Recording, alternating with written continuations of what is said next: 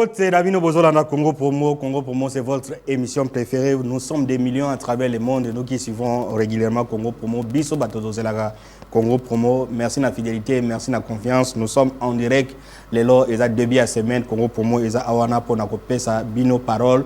Et surtout, qu'on fait réagir bino par rapport à l'actualité. Et comme d'habitude, nous avons comment qui va être mbote. Mbote ndeko Michel, mbote pe na ba téléspectateurs. Voilà, mbote pe na téléspectateurs, le temps de vous revenir. Nous irons dans le cadre de cette émission dans la province du Kwilu à Bandundu. Nous allons vous montrer l'arrivée de la première ministre Judith Suminwa Tuluka était donc à Bandundu. C'était hier dimanche. Vous allez suivre ça au cours de cette émission Congo Promo. Et puis voilà, l'arrivée de la première ministre à Kwilu, vous allez suivre en intégralité et en direct sur Congo Promo. Et puis d'autres sujets d'actualité, nous allons également en parler dans le cadre de cette émission Congo Promo en direct, les appels 84, les messages 081 et puis 081 également pour les gens qui sont en dehors du pays qui vont écrire sur WhatsApp. Alors, comment qui va être le toujours thème de la société, thème de la société où ils ont négligé, mais ils ont thème où ils ont divisé les Congolais. Lors de l'ouverture de la session ordinaire à mars Awa, président de l'Assemblée nationale, à l'Obaki, a légiféré sur tribalisme. Donc, il y a une loi en gestation. L'Assemblée nationale ambitionne de légiférer contre le tribalisme, le racisme et la xénophobie. Donc, on sera contre, je crois que le thème nous sera affiché. Donc, nous allons parler dans le cadre de cette émission, le tribalisme base de la division des Congolais, une loi en gestation pour mettre fin, voilà, le tribalisme base de la division des Congolais, une loi en gestation pour mettre fin à ce tribalisme. Alors, Namboka Oyo, tribalisme, comme un vœu pied, mais en réalité, ils sont réels. C'est-à-dire que pour entrer dans un ministère, si vous avez un ministre qui est Kassaye, vous verrez 80% de Kassaye. Un cabinet où ils ont Mkonzazali, province net, il y a Saint-Soailphone, vous trouverez 80%, 90%. Vous voulez entrer dans une entreprise, les DG, il est de l'Équateur, la plupart, ce sont des gens. Alors, comment oser entrevoir, par les massacres qu'on légiférer, loi contre le tribalisme, n'est-ce pas, tribalisme, Tobo Yakayango, mais en réalité, ça existe et puis on doit mettre fin à ça. Très bien, Ndeko Michel. On est ceux qui Assemblée nationale et lobby yango, c'est-à-dire avant l'ongola potinali sur notre, au l'ongola pénali sur nayo. Na Congo démocratique, nazo le bango clair. Le seul province au balinga kabande kona bangote, les alliés Grand Équateur. Grand Équateur baza ba tribaliste mais baza ba complexé. Ba mona ka ba valeur et pas bande kona bangote. Contrairement à la province mususu lokola Kassai, Grand Kassai, lokola Grand Katanga, lokola Congo central. Donc aucun des concret. Donc Équateur, un peu du Bandundu, na province orientale, tribalisme mais ça mingité. Bandundu bazana tribalisme. On a travaillé dans un cabinet. Ya mutu Bandundu. Mais bangala bazalaka kabisatu. Directeur à cabinet. Ngai étant que conseiller en communication en matière de sport, na policier moga zalaka na mungala nyoso etikali bato Bandundu. OK, continuez na idée na. Comprendre pour te dire que Équateur dans le but que baza ba tribaliste mais baza ba complexé. Pourquoi? On moni soki même ndenge gouvernement sala makasio kaka ministre abemi ya Grand Équateur. O komona ba valeur na yi ezaka na ba province mosusu. Ba mona ka ba valeur na province na bangote. Plupart eza difficile aucun des places équatoriales zalaki okuta bande kona. Wa eza mabe ou eza malamu? Eza malamu, eza mabe. OK, continue. Tribalisme eza nini? Tribalisme eza ke le long de Michel aza ministre. Mais na tous les membres ya cabinet soki baza 10, bande kwa province à Michel baza 8. On est comme tribalisme exagéré. Même 5, eza tribalisme exagéré. Mais il faut que la ba valeur. Na comme ministre, au tali ba valeur au sangisi toutes les provinces baza représenté na cabinet na yo, ceux qui ont bande économie balo bemi satu. On est mabete. Mais ceux qui est comique ba mosusu kutu baza cabinet mobimba. Bango na bango. Ezala na bato ba nettoyaka. Bango na bango. Ceux qui ont tali non mais bango na bango c'est-à-dire ils ont pris des compétences. C'est-à-dire moi je suis nommé ministre, je suis tel, je suis DG, je suis du Kassai oriental. j'ai des compétences dans le Kassa oriental, on peut prendre 99% à Batorache, dans mon cabinet, c'est pas un problème. Ce que la Gabon, on aime beaucoup au marché.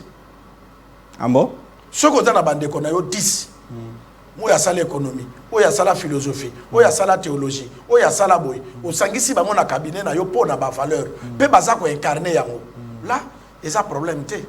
Mais ceux qui sont compétents pour naboli ambongo, pour comme tour nabiso, famille nabiso pe il faut et bon. Et ça, la ministre moi comme qui n'est PST. Famille nabango très pauvre, babande ko fana na lingwala aw. Mais lelo ndeko nyosa za na ba immeuble. On comprend? Ça c'est la tribalisme exagéré. Donc on aussi dit ça passe ya famille na yo, na mbongo ya l'état, ça au développer entité au l'état pe ça qui yo. Ça c'est grave. Aux hommes de Michel, lelo na Congo, tribalisme est comme exagéré.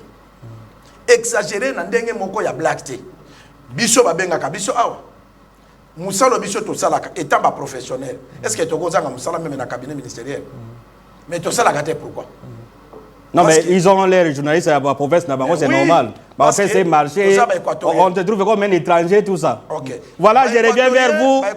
Je reviens vers vous comme qui va le débat est lancé, je vois les appels ici. Tribalisme base de la division des Congolais. Est-ce que Congolais ont dit maintenant tribalisme divisagabiso et puis il y a une loi en gestation pour mettre fin à ça. Bah député président de l'Assemblée nationale Bilo Ekoya. Alors yo Congolais benga est-ce que tribalisme est mabé et puis loi wana on proposer bâtir gagner pour que notre tribalisme ici là nani donc 84 appels vous allez passer en direct 81 les messages sont déjà là. Je crois qu'on est en train d'appeler la banque qui va demain avant de répondre continuer votre raisonnement et puis on va prendre les appels par après. Pour te dire que Ndeko Michel eza lokutate.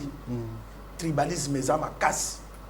Alors proposer non avant de proposer bati à disposition ni na article wana ya lutte contre le tribalisme. Disposition za ndenge nini Mobutu asalo baka makambo wana. Bazwa ka discours ya Mobutu bati en place. Mobutu alobaka boye. Soki na nommé yo voilà les appels commencent à soki na nommé yo ministre. Prenez d'abord cet appel. Soki na nommé yo ministre. Na kuti na cabinet na yo. Allons Ndeko, obengi wapi kombo nani? Bonjour Ndeko, obengi na province nini puis kombo? Na bengi na commune Ngaliema. Obengi na province ya Kinshasa na commune Ngaliema. Contribution des années pour le tribalisme mais si la surtout ba sa loi contre le tribalisme. Allô? Papa Tolo Reza réel. Mboka na biso ko kabwaka pona tribalisme. Parce que tribalisme wana ezoboma nde mboka. Basala makambo mapesha de Mobutu bandaki kosala. Biso tozala papa bomoko, mama bomoko. Mosoi azala te, munga azala te, moluka azala te. Tozala biso papa moko. Soki komi kobundama na este mingi parce que toza bomoko te. Bomoko soki tolingi bomoko tokanga mabiso nyonso. Tozala kaka papa bomoko. Très bien, merci beaucoup, une bonne contribution. Alors, vous pouvez commenter ce qu'il a dit. Il a dit des choses intéressantes, même la guerre. Au moins, à certains Congolais, on a guerre, on a Italie, Italie, école, on a école, tout ça. Entre autres, c'est les germes du tribalisme et ça là-bas divisé par Congolais. Commentez ça et puis vous allez continuer à raisonner. Ndeko Michel Mboka na biso soto komi boye et ça pour tous ka ba valeur te. Lelo Félix Tshisekedi est président de la République. Mais Azalaki n'a pas prédécesseur. Est-ce qu'il y a un prédécesseur? Il y a un appel là-bas. C'est qu'il y a Malamou Zalaki. Pourquoi pas qu'on revisite Bolamou Yabatouanate pour na quoi chérir pe mandana yo. C'est important. Alors de Kombote, Obengu api Kombonani. Bonjour, on dirait qu'il y a Congo promo. Patrick Obengi na komi na monga fula na province Kinshasa. Contribution na yo. Contribution.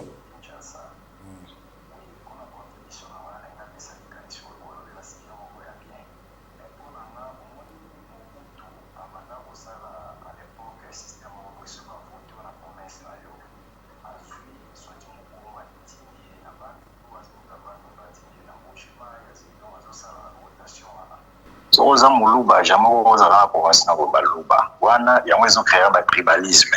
Alors lokola biso nyonso mboka na biso za Congo na ba passeport ba wa voyager jamo mona wa nationalité batia kuna muluba muswahili munangala tout ça ba otaka congolais donc biso so za ba congolais. Alors eloko wana il faut na assemblée na biso va voter loi wana et ba tika ba biloko wana ke oza muluba voter okana baluba donc okokeno na Congo central okokeno na loi ba okende par-ci par-là pour tous les Congolais. Alors ba député ba suma biso ba loi muso ba voter wana ezapona ba intérêt yango ezobota ka ba biloko nyos tozo mona lelo ba groupe ba etinimo ko mobima ba ko se rebeller contre soit du gouvernement en place toni ni tout ça ezangi tokote. Très bien Ndeko, voilà. Merci, une bonne contribution Ndeko na Kinshasa. Alors Nkumu Kibete Mobutu n'a pas dit seulement, bon, il n'a pas permis, bah, ministre, bah, gouverneur, il a fait ça, mais aussi lui-même dans le discours, il a dit, un ministre, ce que la province, il y a province orientale, il ne faut pas que soit il va oriental, soit il va à la 3, il va aller bédé, il va à la 3. Vérifié pendant la couche 4 et 3 il a dit ça, c'est-à-dire qu'on entendant pas permettre ma gouverneur, ce qui peut prendre beaucoup de temps, mais au ESO ça la malélo, nomination dans le cabinet à président, il y a député, il y a ministre, il y a premier ministre, il y a nani, bah ça l'équilibre, il y a nini alors. Continuez. Par exemple, Équateur, ce que tu as dans la province Équateur. Bah, voter Jonas Mukamba Muto Akase Abima sénateur ya Équateur. Et pourtant il y avait des candidats équatoriens. Est-ce que na vacances oyo Jonas Mukamba ça na bandaka na Équateur ko ndotala bato ba voter qui jamais. Mais batala qui tribalisme était que non Mukamba za Muto Équateur te nana pesi Mukamba légitimité na c'était à l'époque à Maréchal. Ya on a za ko recher et loko ndeko chikoloba. Pour dire que censé la riez à la kakeno, so ko tali même na ba parti politique. Net Vital Camera za président YNC non. Atia Molendo Sakombi ministre na nini hydrocarbure ya hydrocarbure na kota ya Mongala on comprend mais pourquoi ko zo mutu ya Sud Kivu pas na ya Sud Kivu apese ministère wana pe akendeke Mongala a okendete abando kendeke pas na c'est ça aussi na ba démarche. Non, j'ai pas compris là, c'est-à-dire que non, j'ai pas bien compris. Olingo Lobake un président parti politique soka tie ministre ya province Mususu obligé na quota. Et ça va obliger na quota. Mais ceux qui n'a pas normal boy, à copier ça té. Prenez d'abord cette affaire. Sa ministère kaka ya ndeko na ye. OK, c'est-à-dire qu'ils ont l'habitude de choisir les leurs, il y a pas province na ye. Pour n'a peut-être pas compliquer il y a province Muzo Abimi. Il y a un appel là-bas. Donc à kopona kaka ndeko na ye président de ceux qui va compliquer que non, et ça quota Équateur, ndé apesi mutu moko ye Équateur ta musako luka mutalo kuta ya Équateur, il y a pesa ka ba discussion. On se comprendre. Donc pour dire que même dans ba parti politique, bango pe bazo privilégier tribalisme.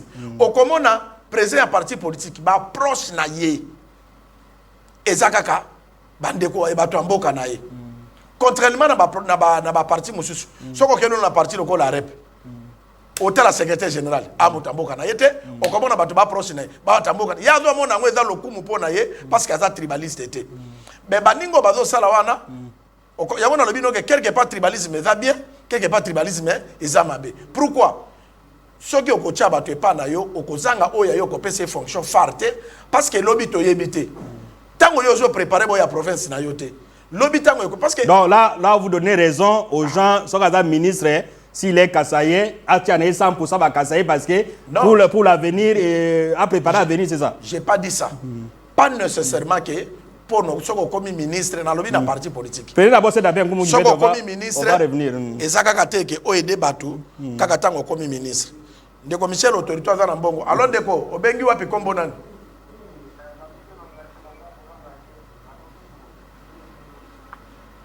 oui lo bande ko zo lande en direct to sirta tribalisme ya mboka na biso to panga na biso nyonso mulu ba kutoko ndeko za la propriétaire de Équateur Katanga gouverneur basta kitaka ba gouverneur bonté nde ba biloko gouverneur ya Katanga ukopanga ka Katanga go gérer même Équateur go gérer partout nde tribalisme kolongwa ba biloko to kolongwa le président zakaya atala kayemo côté président azayemo. Très bien oyoki ndeko ndenga lobi batu nyonso baza ko appuyer gouvernement ifa bandana mutu c'est-à-dire quoi azui Mongala tinde gouverneur na Congo central azui Mukongo tinde gouverneur na Ituri on comprend apanti tanga apanti bakuti mwana gouverneur ya Ituri tanga mais non tu koloba awa on entend ba ça la bongo pourquoi ne pas il y a soyons concrets pratiques il y a un gouvernement d'union nationale les enregistrations au Salam. Qu'est-ce qui manquerait ba pesa instruction na primature la présidence que non chaque province a représenté au lieu qu'une province domine en entendant tout comme na makambo ya ba province kuna parce que ça peut venir peut-être après l'élection 2028. Oyo peut même si vous faites de la kaka loi pour être difficile des commissions token de concret lelo tribalisme zo renya na uto loba na yo biso na yo tozali awa ceux qui batangi na ba émission na ba journaliste baza ko bundela mboka biso de kokoma 10e te je ne crois pas parce que muté moko bi comme 50 population ba yebi niveau ba tia Congo promo est-ce que tous ça na brevet de mérite à président de la République et ça na bato mususu oyo bazalaki na bikolo wana lelo basalaka na ba cabinet politique kaka pona l'origine des provinces voilà on se comprend donc tribalisme aussi là-bas voilà comme qui veut bonjour Congo promo on prend également les messages. Bonjour, ngai na lukinda ko 3 fois parce que naza muluba bazobo ya na fudelanda ko. Wana za tribalisme te. Ko fudelanda ko za tribalisme te za comportement ya bato. Mutu mususu alinga ko discuter te. Mutu mususu alinga soki achona ndako ne fo no futanda ko ne calmement. Netinga. Ya loba za muluba bazobo ya afuda ba. Peut-être pour na azwa eloko mabe pour na baluba peut-être. Ta mususu ko changer idée ko lo lupango te. Mais on est dans tribalisme ezali que non. Mais tribalisme ezali ni. Non non na compléter yo. Olingo ba tribalisme mingi dans la niveau et institution, c'est-à-dire moi ba règlement de compte na c'est tribalisme te. Mais na bo ce message. Ezali ko la mutation le pango na ye. Un de Michel. Asombi lupango ngai. Atie ba critère na ba. Yo ka tenga lokola na za mongo na lupango na ngaba to ba kota ka ba mongo. Wana za tribalisme. Mais ceux qui mukonga boyike na lupango na même mukonga ko tate muto akota. Déjà lupango na yeti. Ana droit ya ko sécuriser parcelle na ye, bato ba kota contrôler bango parce que c'est ça na ye. Voilà Congo Promo en direct réalisé sur le tribalisme bas de la division des Congolais, il y a une loi en gestation. Quelles sont les dispositions que les députés doivent mettre pour cette nouvelle loi? Ndekolobi, bonjour Congo Promo, félicitations pour cette émission. Moi j'étais dans un cabinet politique, tout le monde parlait une seule langue. On m'a fait partie parce que j'étais un étranger pour eux. Ah, ok, mais Congolais, ndekauti kolobawa, tango tokendaka na immigration à Libanda, na France ou bien na Belgique au présenté passeport, bakotuna batali nationalité congolais. Balobaka teke nationalité muluba, nationalité muswahili, nationalité équatorienne, on comprend. Mais pourquoi na passeport et réunir biso mais biso moko na katozo benga na ba étranger. O balongola ta musaza mutaba ta musu cabinet zalaki ya mutabandu muswahili lobi yo zala déposer étranger. Ta musu moko za cabinet zalaki mungala na ndimite ke bangala parce que bangala bango ba tchaka nde bato mususu. Ba mona ka ba valeur pas na bango te. O na zolo baba vérifier même na ba service, c'est comme ça. Mungala sala kana bande connaître po na nini ba kokokana. Il faut bande connaître bazala dokola bilela na ye, ba yaka ko bondela ka ye roi po na komone après mois après 10 mois, tchoka na besoin na bino benga utiliser ya bwakyo mais bikolo baza bongote par ndeko moka komelinga ya alobi kumu na moni na annonce ndeko Michel alobi ke premier ministre auti bandundu abandi tourner neka na bandundu pourquoi bandaki yango te na Équateur pourquoi bandaki yango te na province mais ça bana akena so da ba nord qui va ba guerre tout ça ndeko mutu alobi très bien il faut l'aider que non azo continuer nani tourner na ye OK même na ba marche ya ba bango ba autorité premier ministre et président de la République soki otali président de la banda comme président de la République à quelle province né na ba tourner ba Kasai be Katanga tout ça soko tali ba politicien pour mona ba kenda ka wapi parce que kotambola ya président de la République est un message ba province yo président visitaka trop ba ministre pour na kobattre la pouvoir na bango ba ko banda ko kende kuna pour na ba sepedisa chef or que za na ngobo ngote yo na ministre ya titer moko songolo tambola na ba province parce que ministère na yo eza représenter kaka na Kasai na Douala baté. Voilà Congo Promo en direct les tribalismes bas de la division des Congolais, il y a une loi en gestation contribuée pour Nani. Alors bonjour Congo Promo, félicitations pour l'émission, mais dites également à Vital Kamerhe chez lui là-bas, ce sont les gens du Sud qui sont majoritaires dans son cabinet. C'est ça aussi. Donc de quoi comprendre. Oh, Jésus Lobaki Alobaki avolo la porte. Non, c'est nga na mandane ngwana. Avolo la porte na. Bon, ça reste à vérifier si c'est Kamerhe ya bongo. Biso to pesa ba dini kuna na assemblée. Pour na toza la ta partenariat na bango parce que assemblée nationale eza ya mboka. Congo Promo bato bazo benga au session des Congolais. Biso be toza na droit ko contribuer na émergence ya assemblée nationale. On comprend de Michel.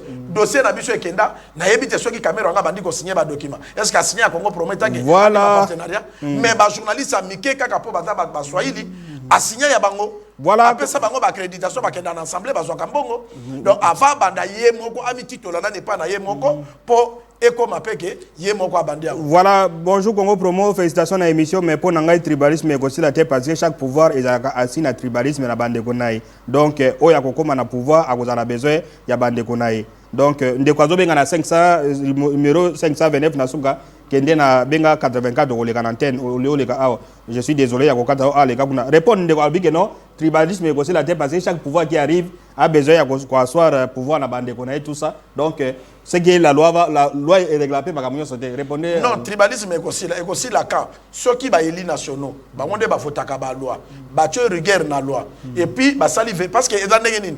So tali na mboko yo, ministre est compétent à Kota, ba créer musique lokola za moto ino sacré mo ba longola ezate. Ba ko kipe ko tia loi, mais so eza moto ino sacré tondi si bande ko na ye.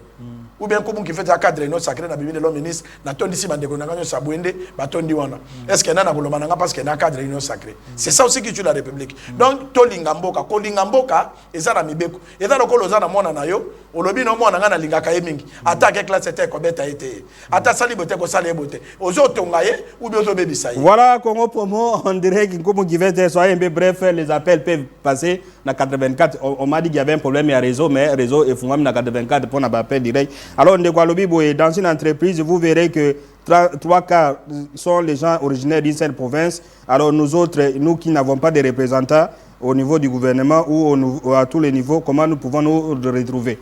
Au lieu de du bipé, 84. Est-ce que vous avez compris?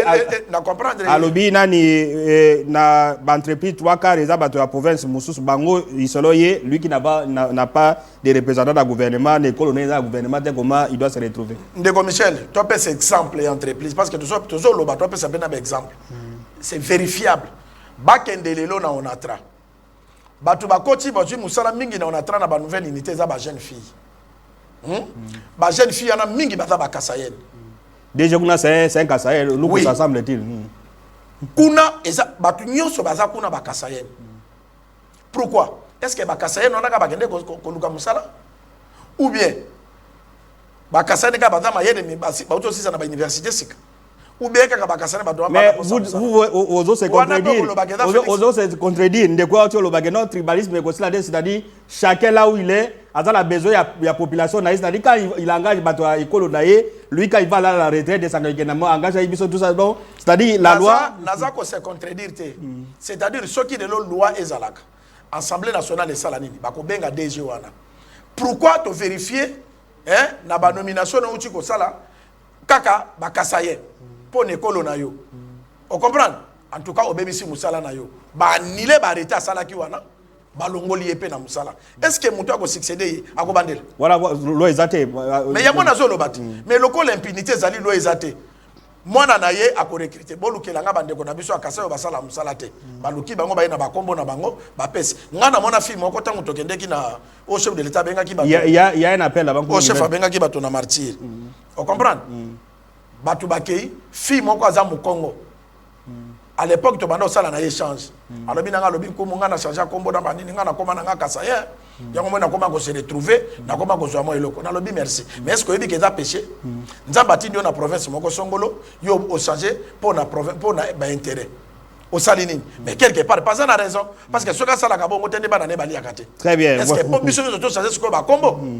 Voilà, bonjour Congo Promo, félicitations à l'émission Nabino, une émission très pédagogique, vous nous aidez. Mais moi j'estime que le problème de tribalisme, la loi ne va pas la régler. Donc la loi ne va pas régler le problème de tribalisme, c'est un problème de conscience. On doit nous enseigner à partir de l'école que chaque Congolais, c'est votre frère, ne voyez pas sa province d'origine, etc. Très bien. Même chef, tant que tu as la martyr, à télémila qui tribalisme. Modérateur à chef a tindi bateau. Atindi biso poto yebisabino bazo diviser biso or que unité des forces il faut to sangana totika mi esprit ya oya za muta province boye oya de comme chef tango ngana kolaka ngana yebaka teke muto ya za ngana yebaka ke ndeko za muto zo monene ndeko na yo lelo kande to komi ko yeba oyo muluba oyo muswahili oyo mutetela obo ngana yebaka biloko wana te ozomona si mboka na biso eza ko continuer kaka na eloko wana ndeko Michel Mboke ko kabwana bato bako banda ko profiter ko diviser biso pour na tribalisme eza arme moko ya mabe ozomona bato pe bazo zo ba bokonzi yango neti sikoyo tozoke na gouvernement d'union nationale mokonza mboka soki moye ezali il faut atala kabaval atuna neti na Grande Équateur eza na journaliste nani na Grande Équateur ya lekibiso ba mosusu lelo bakimi bazalaki ya ba presse écrite ba comme audiovisuel pour na ba mona bango mais biso banda to silisa na audiovisuel to sala kaka ko audiovisuel voilà to visibiliser mboka et lelo Voilà comment qui va le débat est lancé, tribalisme base de la division des Congolais, une loi en gestation au Parlement. Comment on doit faire pour que nous puissions avoir cette loi? Quelles sont les dispositions où aux Olingageno, la loi et Salama, nani pour que tribalisme au Montunyoso Azoboya passé, c'est une anti-valeur et si la Namboka. Alors, le débat continue, nous allons revenir. Le temps pour nous de demander à la réalisation de nous proposer l'arrivée du Premier ministre Julius Soumina Toulouka. C'était hier dans la ville de Bandundu. Suivez ces reportages et puis on revient pour la suite de cette émission Congo Promo. La première ministre chef du gouvernement, Julius Soumina Toulouka, continue à sillonner le pays dans le cadre de la campagne congolaise Téléma pour mettre fin à la guerre d'agression. Dimanche 16 mars 2025, la première ministre a atterri à Bandundu-Ville, chef-lieu de la province du Kwilu.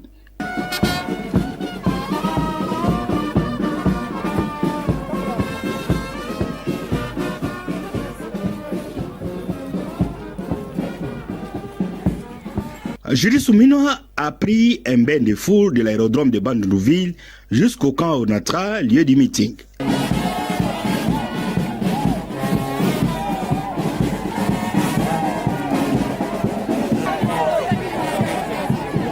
À pied, toujours combative, la chef du gouvernement a communié avec la population de Séquel de la République, venue nombreuse témoigner son soutien au gouvernement, au commandant suprême et à l'armée. Devant une foule immense, innombrable et difficile à compter, la chef du gouvernement a sensibilisé la population sur la défense de la patrie, annoncé la multiplication par 2 du solde de militaires et policiers dès ce mois de mars 2025. Tolobi boy, onyo surtout babengi militaire, onyo surtout babengi policier à partir à mois de mars, solde est à multiplié par 2.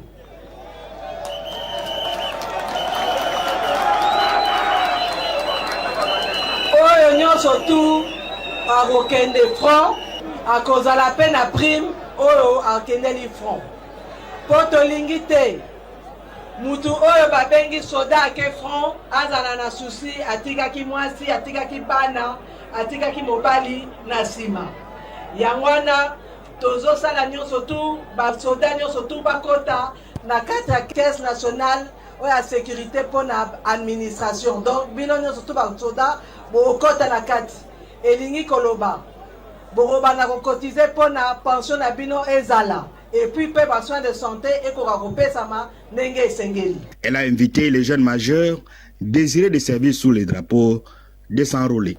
Jeune oyo amoni lelo kana makasi okeno bunda kota na armée a kota na armée. Jeune oyo alobi ke ana makasi akota na police asa la formation à côté de la police. Poto lingi lelo armée zala discipliné, police zala discipliné, binonyo surtout l'air bon kota, toko kako sungabino na ndenge koki na ba formation et puis pour que négocier musala ndenge o esengeli pona ko protéger l'intégrité territoriale ya mboka na biso. Concernant les préoccupations de la population liées aux infrastructures routières, la chef du gouvernement a fait une annonce intéressante pour la population de Kwilu. Et là, on se soupète aux bêtes la sete. Makamwanzela.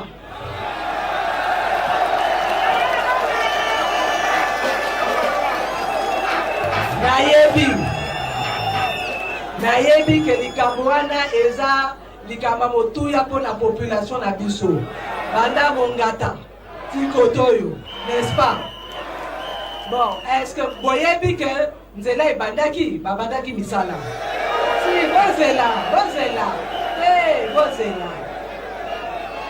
Misala et Bandaki, ba suspendaki Nzela parce que entreprise chinoise et Bandaki Musala, chinois moko babomaki pour na likamwa sécurité.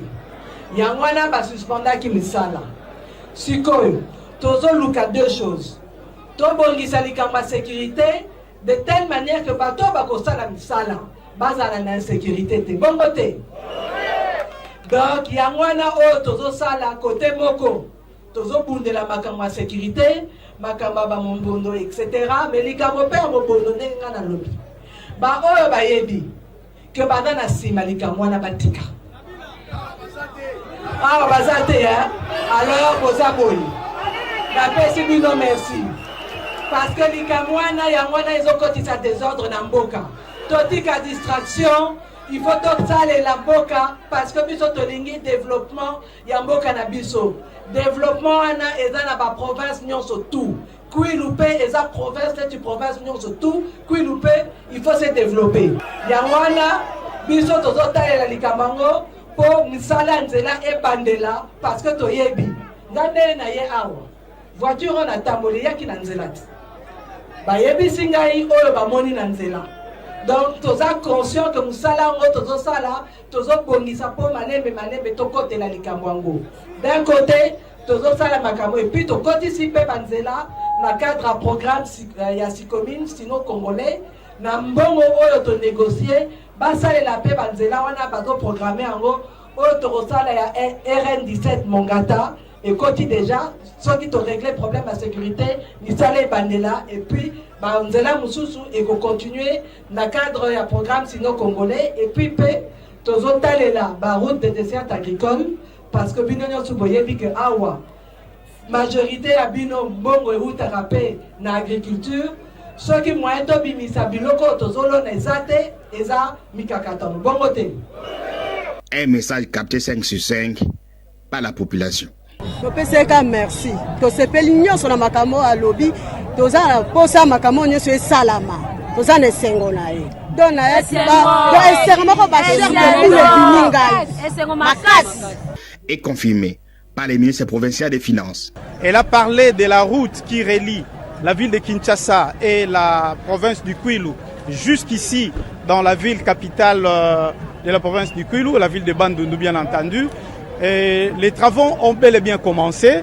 Nous également, le gouvernement provincial, nous avons constaté ces débuts des travaux, mais faute de l'insécurité au travers le Mobondo, les travaux ont été arrêtés.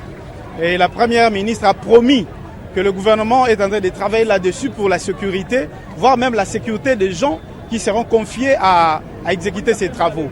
Des racontes, des audiences, des descentes sur terrain au menu de son séjour à Bandundu-Ville.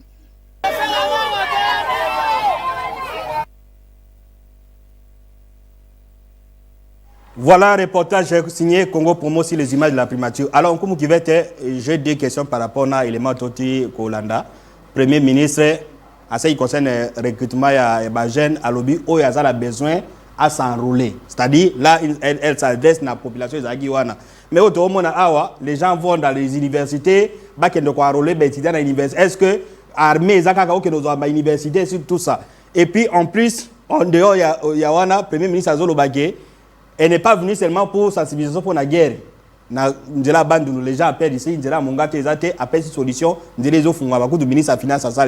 Pourquoi la communication avec le ministre pour ce moment ici, tout le monde est à l'intérieur, mobilisation. Mais si vous allez à la mobilisation, ce n'est pas une mauvaise chose, c'est une très bonne chose. Mais aux ministres de transport, le bac est na kikwit, Rasco, ils ont qui trois, ils ont zanga. Naza ministre, il y a pêche. Peut-être na ma guerre, mais on met la vidéo de commenter ces images et puis on passe à autre chose. Je rappelle que Congo promet en direct. D'abord, félicitations à Premier ministre. Il y a un autre bana mokonzambo que le gouvernement tour oyo, soka kocha ba ministre, achana no bana basi, bada la paix mo ebele. Parce que zo mona musala mama zo salomon na ke politicien. D'abord, azo ko sangana, azo comprendre na moment, na modèle la communication. Moni a commis na bandonu. Il y a un programme bien déterminé. Alors, Binzela, Bongata, Boleli Mingi. Cette fois-ci, mais ça ici, pendant que Katana est passé, il y a eu ils ont continué. Mais ça, les ont continué pour Nanzela Nabino Ezonga. Ayebisi Bajen, na respect nyoso, ceux qui moye ezali.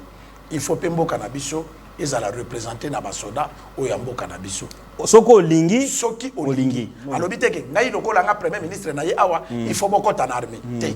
Alobi oyo balingi kokota na armée. Oya lingi akota. Pona nini? Na bwane marche awa to bakiseli basoda. Basoda salaire fa. Babande go benga wat. To futa makasi $80. Lelo lokola bo futa makasi comme ça $60. Parce que premier ministre mutalobi. Na mois de mars ozo futa makasi $60. Et puis c'est une première, c'est-à-dire l'augmentation des salaires na des mythes il y a trimestre, ils en avril mais pour la première fois, la masse s'est multipliée. Pour valoriser que tout ça dans le moment de guerre, bateau babunde la cambo qui est des soldats, na ba policiers, alors il faut pas la paix rémunérer. Gouvernement et c'est ça ba acte ya bien.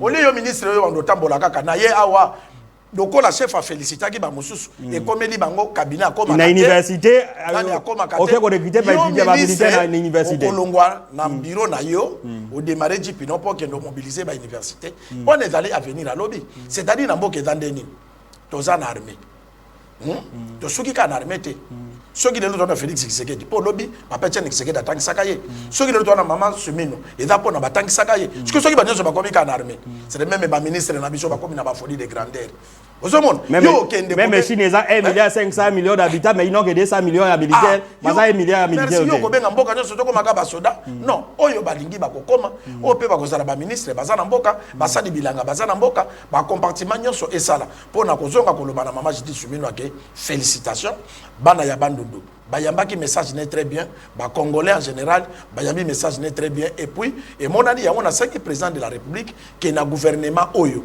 achaba mama mingi surtout na kosenga na grande Équateur et pananga mingi achaba ministre ya basi mais bali soki bakozala 5 basi pe bazala 5 c'est important pona nini parce que to moni mayele pa ya mama et batika premier ministre oyo batback c'est des kaka ba bimba ba komi ba populiste donc ko ba ba se belé belé tout ça vous êtes ministre un mois la ministère au monde na raté ya bakabate au sala boité conseil na kopesa mama j'ai dit parce que za mama oyo aza ko travailler premier ministre oyo mboka balingi soki azo kende neti na bandundu il faut pas jouer comme journaliste et abandonner au dans la cabinet na été ba ko kenda équipe d'avance ba mobiliser que maman zoya et puis message à koya nango ezali boyboza la boyo kaye et ça malam soka dinga kende grand côté Congo promo ezali aw biso to na maîtrise à grand côté tous les 5 provinces démembrées toko kende to mobiliser liboso pour na message ya maman ezala très bien suivi peut bien retenu voilà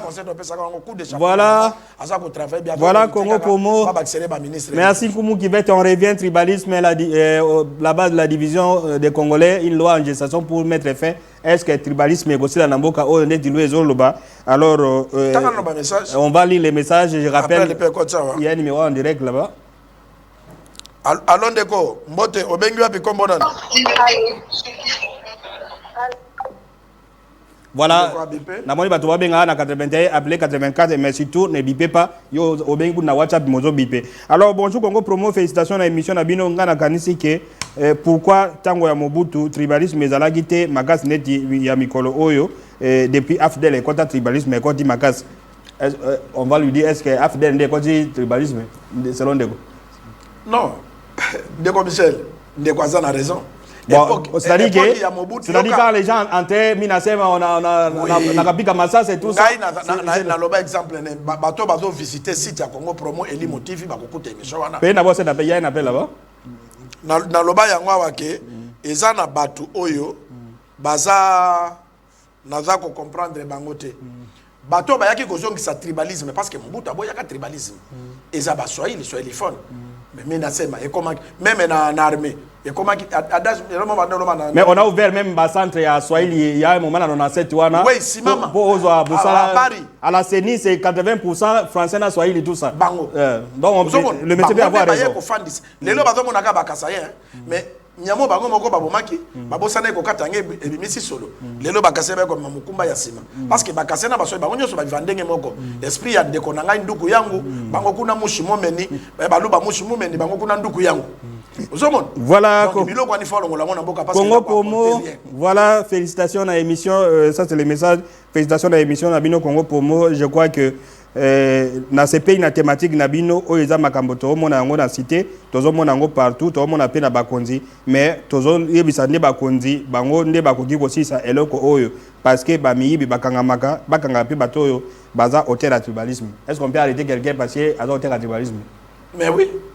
ceux qui battent loi comme infraction yo to mona masoda azoya loba na commandant lobi dio saka nga na kasaye policier na tout ne kasaye l'axine bakanga ide osomon maintenant na yebisenge bakanga te biso to taki nini malobe ou te pas chef de l'État nini asa contre tribalisme les gens biloko bazo sa les anini bato ba kansaka za mokonzamboka or que mokonzamboka a informé na ba folie de grandeur ya batuté mais ce qui de l'eau est commis loi Ndeko Michel muto ayebi loi même biso to banda ko annoncer que tala ministère tel boy eza boy même awa na grande Équateur soko tali na division grande Équateur eza na ba ministre soko keneti na cabinet ya mutuboy okokutaka bande kwa province na ye ya Sidou Bangi bande kwa Noru Bangi paye d'abord cet appel bande ko ya boye ozomona ke bato batondisa tribalisme eza nango ka kasaite eza bikolo nyonso baza ba tribaliste alon de Congo to bengi wapi Kombo nani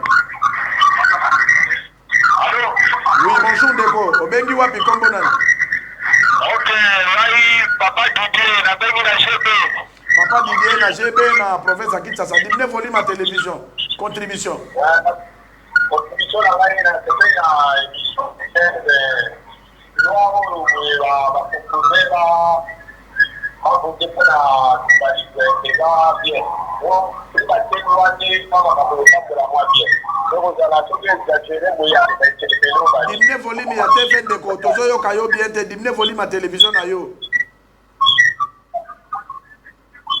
ah déjà ok loba Deko siko to yo nalobi thématique ya lelo ezali bien thématique wana ezali bien bon soki bapropose loi wana loi wana nde ape mwa dimnasali badimne mwa nini rapport ya tribalisme na po tribalisme eleki makasi mais tozoencourage loi wani bapropose wana ndenge kosala mwa kimi oza ezala non Ndeko avant okata est-ce que aussi okutana na circonstance moko oyo ke do tribalisme ezosalama soit oyoki ubi okenda koluka mosala basu yo depoza moto ya province mosusu oh oui tobona ngo déjà kutu ya kolobela te banini ebibiso surtout penda oke penda moekuna ye motere yo te yo dawa bazotuna yo penda yo za ekoloni ekomi ekolo Ndeko Dide yo za moto ya province nini ai Kasai Central.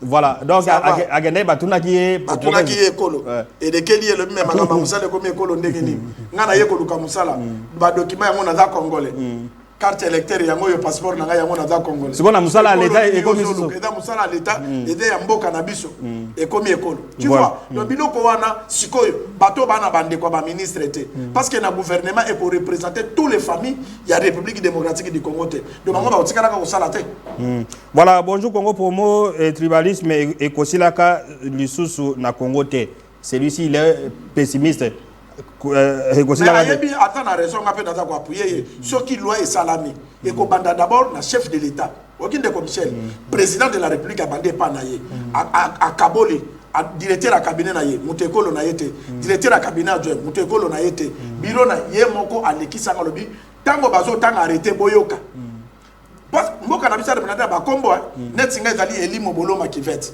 et yebani keza moto Équateur Michel Wangilo quoi et yebani keza moto Équateur so que même na ba ndeko nanga moka référent eloko moko ngai moko pe na kena constatant alobi ndeko oyebi ke bato ekolo be bakufa kami ngana bakufa nani alobi mekende na ba Pierre Tombal okomona ba kombo ba komo koyeba na ke komona so komoni luzolo o kiako o comprendre que ça ba Congo et ça ba taper momoni ba Congo na ba tabandu ba donc c'est-à-dire que quand on lit les arrêtés les ordonnances les Congolais n'est pas idiot ya goyeba c'est cette tribu qui domine les gens écolo boyne les gens na ba monsieur ba pesi comme ba kosa na binga na muta province boy mais ba to ba yebi ka kosi aza mutu ya province ba mutu ya province wana te parce que ba kombo ya ba mboka na biso tous les 26 provinces et yebani que o ya za muswahili o ya za boye o ya za boye na bosse d'abord ngumu givet bonjour Ndeko obengi wapi kombo dani bon kombo na papa Same na lobi boya awa boy soki bakati dobe okebuluka nini babolobake ata ndako ozoluka ndako oyo ate mutu ya ndako oyo tolingi kozwa moluba te sokoza mutu abandulu to mutu abakongo to mungala ndo te topeza moluba okozwa ndako te ekoma bongo awa. Très bien. Alors, on revient Ndegwalobi. Apparemment, les Balouba sont victimes. Il y a Makabandako. Loana peut-être de sauver pays Balouba que Moutosa est locataire. Oye Kofoudi à Sokobi Oza Moulouba. On va t'arrêter tout ça. Selon Ndego. Prenez d'abord cet appel et puis on passe à autre chose. Allô? Oui, Ndeko, bonjour. Obengi Oza direct à Congo. Allô? Oui. Obengi na province Nini Combo et puis contribution. Oui, toujours à Kinshasa. Na ote kobenga mebukata inga na sisaki de na ngate. Nalobi par rapport ya likambo bolo ba tribalisme par exemple ngai nazalaki na dossier mo arrêté moko na niveau ya ministère affaires sociales et humanitaires ebima depuis 2001 nazoyebi biso ti lelo so nake babinisanga. Pourquoi? Parce que trop de baswahili so nake kuna bango baobeta balangi na bango baswahili donc biso soko toyebi balangi wana te do babinisaka nga depuis 2001 nazoyebi biso ti lelo. Donc mpona nini so ezali moswahili mbelesi dossier lekaki kala mais lokola nga aza moswahili te donc obinisanga yaka lelo lobi yaka dans 2 semaines 3 semaines yaka dans 1 mois ti lelo. Donc tribalisme eza mabe papa ezoboma en tout cas bakonzi fo balandela yango batala yango malamu na baministère soko oza par exemple mongala alors bandima soko kotia ndeko na mongala aza compétent osalana minimum ezala moko ou 2 personnes baoleka 3 te parce que na mboka ta bakongole toza ebele batribu eza ebele donc il faut moto nyonso aza na compétence à contribuer na épanouissement ya mboka na baministère to osala. Donc voilà. Très bien, Deko, une très bonne contribution. Le Congo, 450 tribus, nous avons 145 territoires, nous avons 26 provinces, donc on ne peut pas concentrer. Batoka Kaikolo Moko Deko, yé na affaire sociale, kuna baswahili na baswahili, yé aibi swalité, Moïse Ade. Venez d'abord cet appel, vous allez répondre par après. Allons Deko, bonjour. Obengi wapi Congo na contribution. Abengi depuis Deko Loba, moi rapide. Abengi depuis Kitevert. Cité verte. Cité verte dans la province. Contribution, on peut exemple peu au vivant, il y a tribalisme. Ouais, pour le tribalisme, en tout cas, merci d'avoir pour notre fichier, parce que les gens parmi, parce que vous êtes en boca. Parmi les autorités, on va penser que les autres touchés à les autres touchés à la petite être. Or, Bango n'est pas dans il y a tribalisme. Et dans ce constant là, parce que dans la stage dans l'hôpital de Montboué, à cause de comboté, nous allons dire à ma collègue, et parmi bango, parmi bazaki balou. En tout cas, quand moi convoqué place wana, ngana zaki na compétence ya éradiquer problème wana. Ben isolaki nga parce que ngana zalaki école na bango.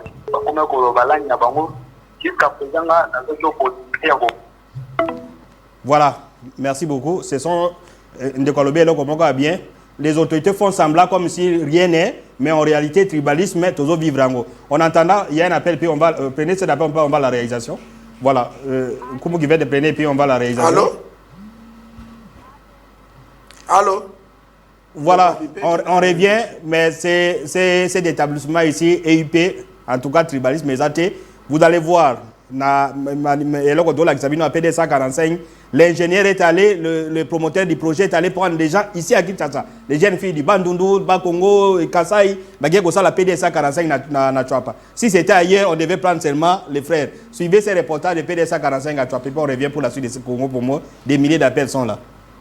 Réalisation.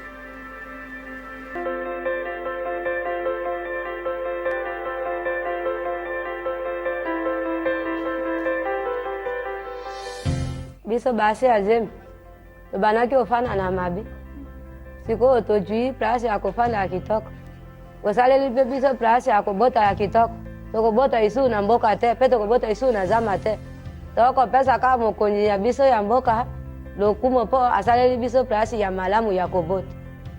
On était vraiment dans un centre de santé auparavant créé en 1954, mais la capacité d'accueil était très minime, puisqu'il n'y avait pas vraiment de bonnes conditions qu'on accueillait même les malades. Et pour le moment, on accueille au moins 200 malades par mois.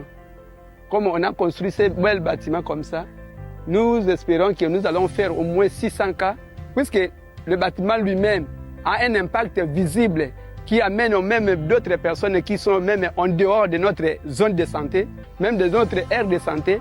Il y a d'autres personnes qui viennent nous consulter ici parce qu'ils voit seulement les bâtiments. Et ce bâtiment-là qui commence maintenant à nous donner beaucoup de malades, qu'on va arriver jusqu'au niveau de 600 et 700 malades par mois. Ça sera non pas seulement un centre de santé, mais un centre de santé de référence. Pas seulement pour 8 villages, mais pour une quarantaine de villages. Parce qu'avec 8000 et quelque chose d'habitants qui viendra se faire soigner dans ces bâtiments, c'est quelque chose de logique.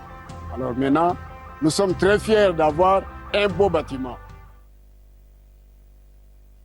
Congo Promo, nous sommes des millions à travers le monde, nous qui suivons en ce moment Congo Promo et des gens qui appellent à travers la République.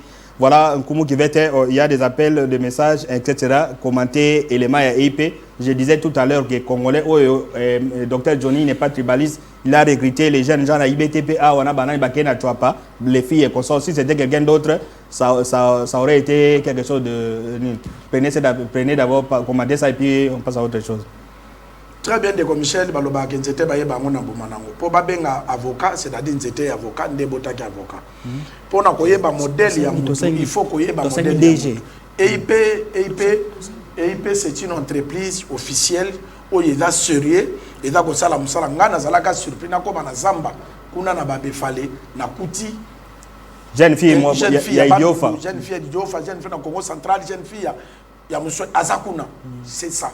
D'abord le col les banda qui na mutu ya Dr Johnny étant que numéro 1 il y a entreprise et lelo ya wana lobaki c'est la ligne de quoi bengi wana que non ba autorité ba pesa exemple exemple bandana mutu mbisa pola na mutu njote pola na sim donc tribalisme na mboko eza ba autorité vous remarquez ndenge chef azo ça la gouvernement de l'Union nationale tangue kobima okomona ba équatorien ba koya ko se réjouir na nini et comme tour na biso tango ba yaka na boya biso tourna eza de tour na biso voilà en soi pe babina ka wana baganya na bango eloko te ka tango ba yeko bina na tour na biso akonome bande kwa mabana mama na yeba na tata na yeba na banani ba relation bana bango batie bango pona famille na bango mais EIP toi pas aza ko sala ya pe pona ko répondre bande ko ya Bokungu na bande ko ya Jolu EIP toi pas asali remise na Boende na Befale côté misala esa esilaki mais na Bokungu na Jolu misala na nesilité moi ça la remise c'est ça parce que ça na bato babenga ki biso komo Dr Jonas non misala esilité c'est aussi l'occasion pour le gouvernement ou bien na pesa moyen non ba komi na niveau ya leton et c'est que misala za ko salama boza la patient très bientôt misala ko salama pe na Bokungu na Ikela na Befale pardon na Jolu remise pe et ça la makuna parce que EIP tu as pas etika ka ba inachevé et s'il saka misala voilà les femmes blancs na EIP tu as pas la raté et les femmes blancs tu as pas la raté na EIP tu as pas les femmes PDG tu as pas qui dit voilà et les femmes blancs pe na Congo pour monter voilà Lilobasuka on a parlé du tribalisme conclusion les années pour nani to mettre fin au tribalisme je sais qu'il y a une loi alors au considéré Assemblée nationale est-ce qu'il y aura des pesanteurs ba député ba ko ya loi wana parce que eko chambarder ou bien ko zandegeni Lilobasuka yangona Lilobasuka na kolobango na Patrick a illustré élément ya makambo salami na province ya Équateur lobi samedi bato bakufaki na nzela ya Bikoro Mbandaka bakufaki na nini pona modèle ya bamituka oyo zo Patrick a illustré élément wana modèle bamituka ezo utakuna nzele zate nzele katani conséquences des années biloko tolobaka na Congo promote gouvernement provincial a gagné la rétrocession a gagné la frais de fonctionnement et eloko moko te bakosala misala ndenge nini même baeli ya